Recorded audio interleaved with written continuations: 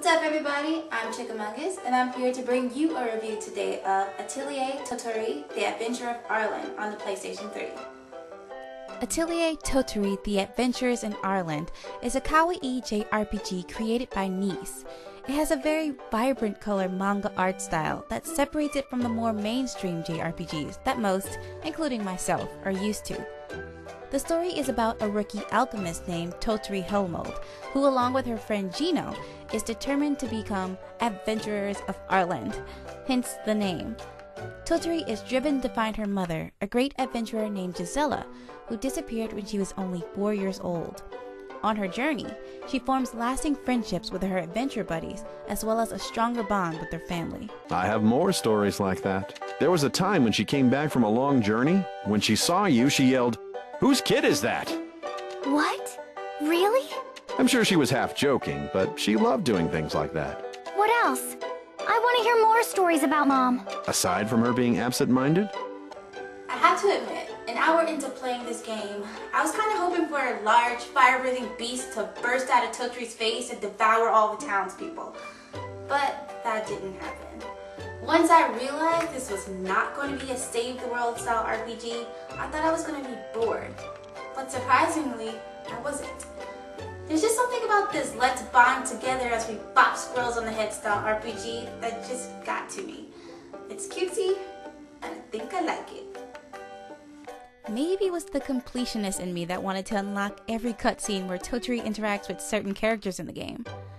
Although the main story in the game is moved along by how fast you rank up as an adventurer, unlocking trophies for viewing certain cutscenes between Totori and her friends can only be accomplished by becoming sidetracked by the mini quests given to you by her friends. This adds to the replayability of the game, since you'll definitely miss a lot of these cutscenes during your first, second, and third playthrough. Believe me, you'll be a lot more experienced the second time around, and a lot stronger since you can keep your weapons, armor, and accessories. 決して似合わないとかありえないとか思ってるわけじゃなくて、そうなんです。決して短気で怒りんぼのくせにとか、私には鬼のように厳しいくせにとか思ってないんです。あんたたちが私をどう思ってるかよくわかったわ。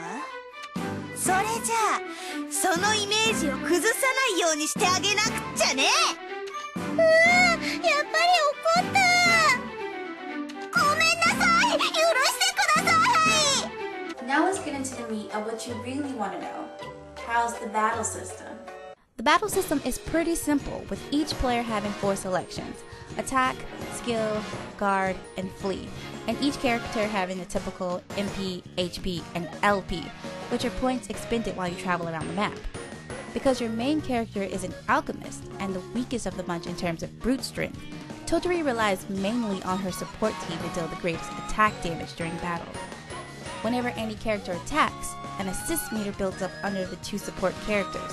When it builds up enough, you get prompted to guard, heal, or assist attack with Totori depending on what character you have. You can think of the 2 support characters as the tanks, using Totori mainly as a white mage or medic of the group, buffing HP, MP, attack, and defense of her teammates. Although, if you know how to use her right, she can end up dealing out the most damage using different bombs and witch salves created through alchemy.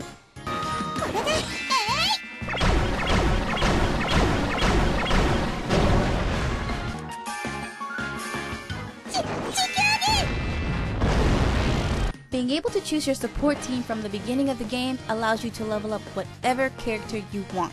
Although, some characters you don't use will end up becoming weak if you decide to switch characters mid-game. Who you choose to play with also affects certain cutscenes.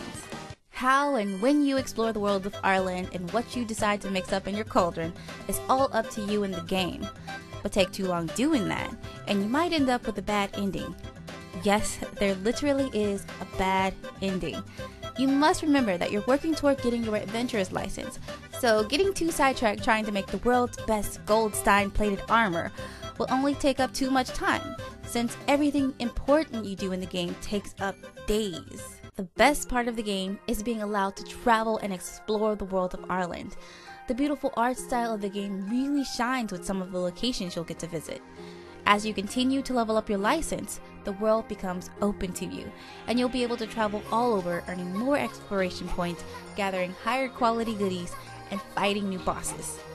The worst part is the timing of the game, which creates a higher difficulty on your first playthrough. Although getting a bad ending will be a lot more disheartening if there wasn't a trophy for it.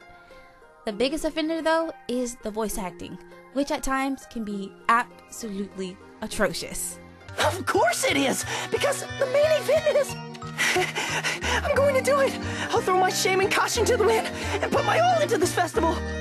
You want a young, beautiful maiden as fragile as a candle flickering in the wind? Of course I'll do it! Although at the beginning, I was really looking forward to some exciting plot twists, eventually I got really sucked into wanting to know what happened to Totori's mother.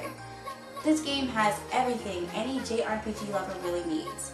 Tons of replayability with different avenues to choose and characters to use, a simple yet interesting enough storyline to keep you going, and an addictiveness that any RPG completionist or trophy hunter will be playing over and over again. This game is a definite buy. Thanks everybody for watching. If you want to get a more in-depth review of Atelier Totori, Adventurer of Arland, head over to weheartgeek.com. Alright everybody, peace out.